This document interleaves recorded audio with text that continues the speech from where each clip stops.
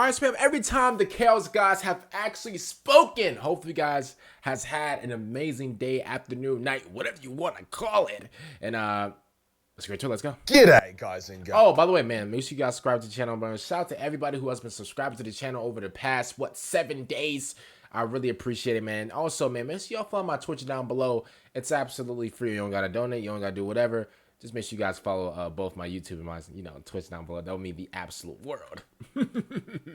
There is a lot of confusion regarding what the Chaos Gods actually are. Are they just massive versions of their own greater demons? Are they intangible concepts and emotions given sentience? Okay, I'm gonna keep it real. I don't mean to pause in 10 seconds in, but I just did. I'm sorry. I always every time that I can just imagine was it Nurgle, Slaanesh, Tzeentch, look confusing, just manipulating looking ass. Who else? And Khorne, right? I don't know why, but I was always imagining them as bigger size. I think they're just the biggest, not biggest, but they have their own build and stuff like that. That they're just they're not no floating orb or whatever. I feel like they actually have builds and stuff, especially Slaanesh. Man, y'all know what I'm talking about, bro. All you little freaky you freaky frogs that's watching the video, you know what I'm talking about, bro. Let's keep it real for what it is. Every time we imagine Slaanesh, we're thinking this, this girl, she thighs thick, booty thick, everything thick. That's what we're thinking, right? Am I the only one that was thinking about that, or nah? Maybe that's just me.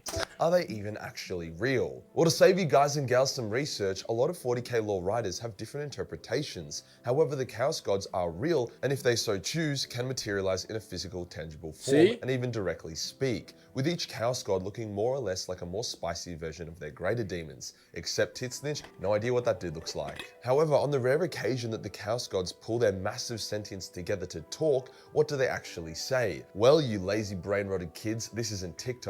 You gotta hang out with me for the next 10 minutes or so. Before we get started, my number one underlings or even the mortals that they wish to use and abuse. Let's get into it. Let's get into it!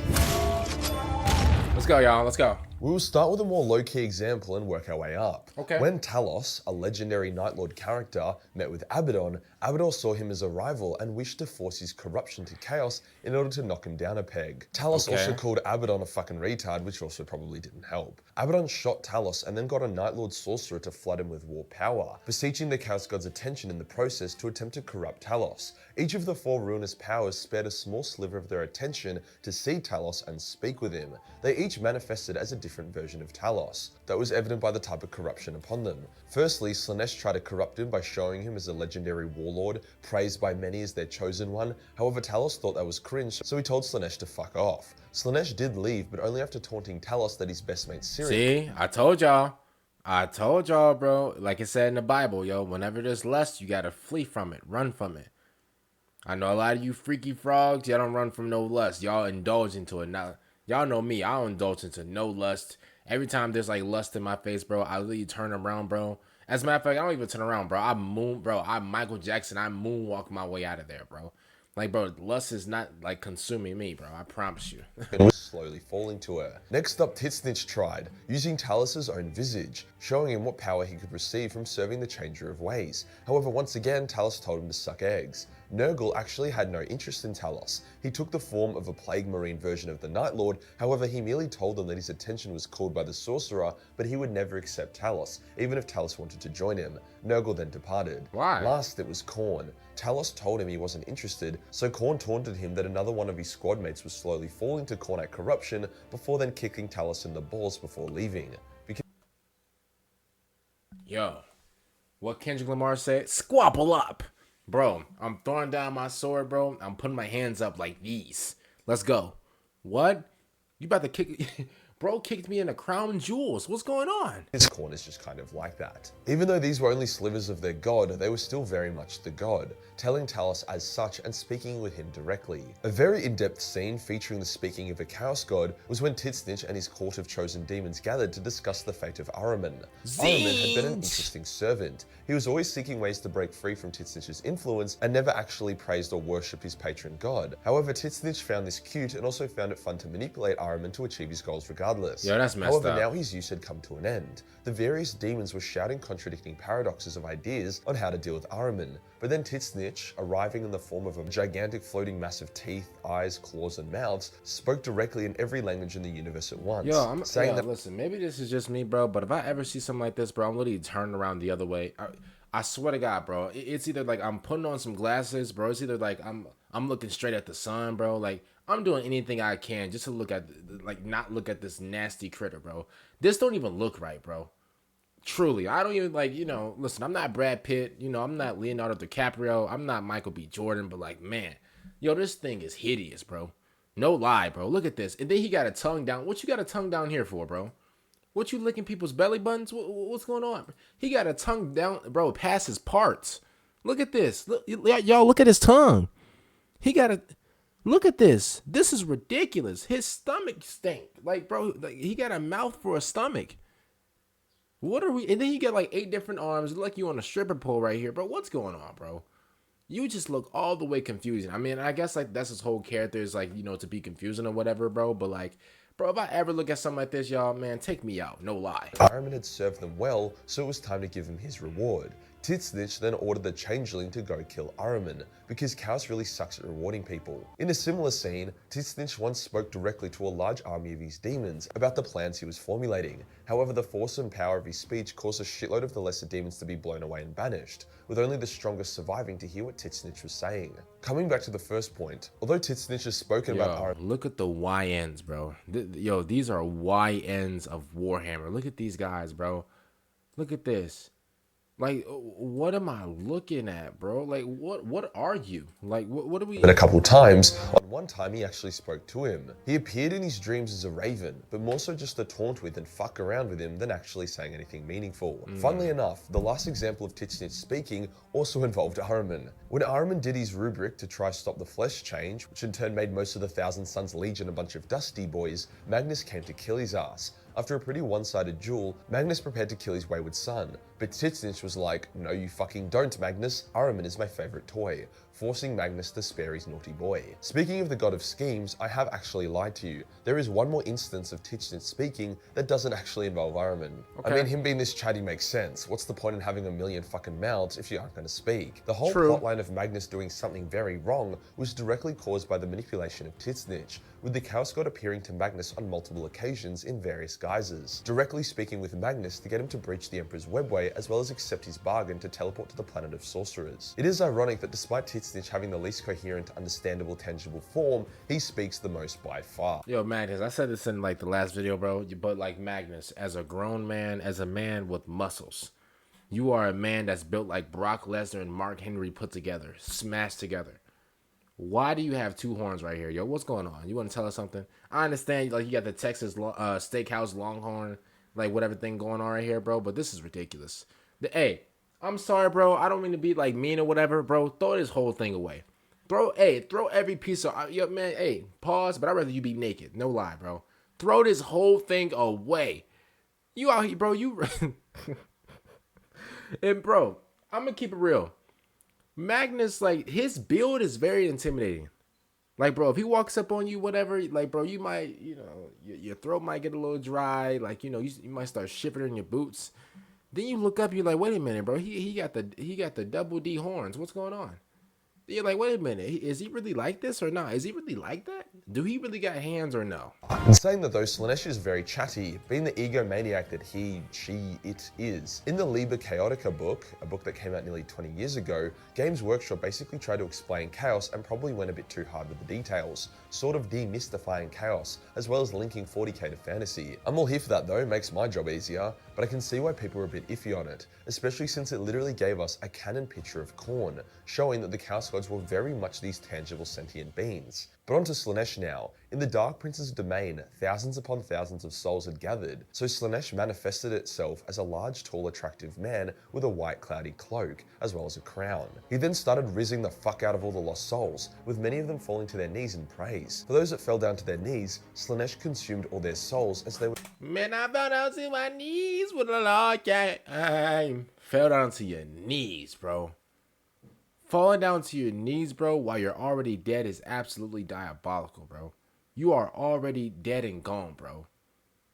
you're already you're already out of here. But falling down to your knees, bro, after death to a freaky frog is insane. Too weak to be of any real use other than just a snack. What? He then commanded those who were strong of will enough to remain standing to go out into the galaxy and spread his influence through art, passion, creativity, drugs, hectic anal sex and whatnot. He basically corrupted the tits out of a shitload of people in one go, which is pretty damn efficient. Funnily enough, I, and many others, see Slaanesh in a pretty feminine light. Slaanesh's demons are more female-leaning, and with the other 3 Chaos Gods being quite masculine, it would balance it out having a bit... See, this is what I thought. This is what I thought Slaanesh looked like right here. No lie.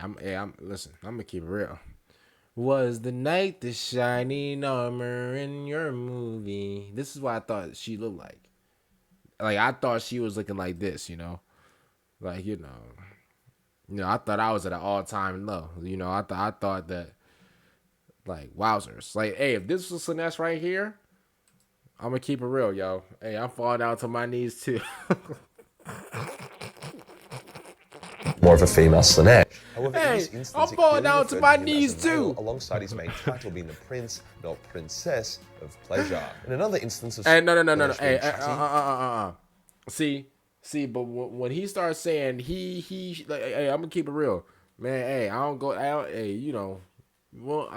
way, you know. So if he was like, oh, this is Slaanesh and like feminine, you know, queen, whatever.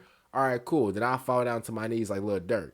But if this is just if this still counts as like, you know, boy and girl combined, hey, I'm gonna keep it real, bro. Man, I'm standing up, bro. I'm moonwalking my way away from this situation, yo. No lie, bro. I'm gonna turn around, bro, like a Marine, bro. No lie, bro. Attention. I'm gonna do a whole 180. He or she or whatever the fuck, let's just say she, directly possessed a word bearer so she could mess with some Dark Eldar. The Dark Eldar had captured a word bearer Dark Apostle, one of their elite Psyker warlords. Slaanesh possessed the Apostle and told the Apostle not to resist her and let her in. So he did so, which made the Apostle overpowered as hell. Slaanesh then started taunting the Eldar, telling them how their souls were hers, literally speaking with her god voice through the Dark Apostle, which was pretty cool. Then a bunch of demonettes spawned in and that's all she wrote. It's rare that you get such direct contact with a Chaos God or literally speak with their voice. For Khorne, as you can imagine, he's not exactly the chatting type. When he found out that Guilliman had returned, he had a massive tantrum.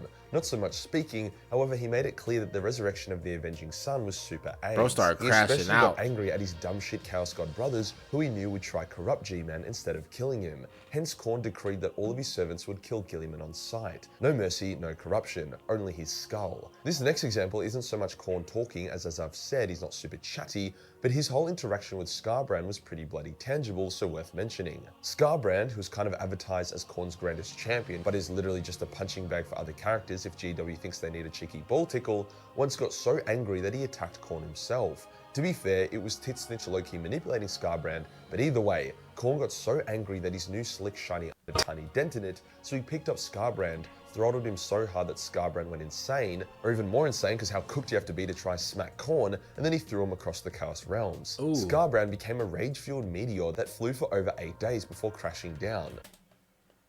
Hey, getting thrown for a week is ridiculous. Bro, you in the air like these.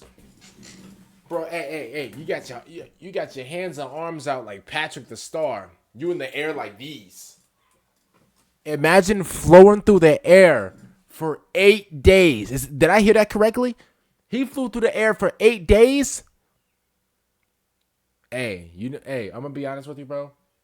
Bro, if a dude picks me up, bro, and throws me for 8 days, bro, take my manhood. No lie, bro. Hey, I'm sorry, bro. Hey, I know that sounds ridiculous. If a man picks me up and throws me for 8 days, take my entire manhood, bro. You got it. You got it, bro. Hey, I'll quick sell it for you, bro. I'll get the 25 gold chips, bro. Hey, whatever. If you can pick me up and throw, bro, not even Superman can do that to me, bro. Not even Superman can do that to me, bro.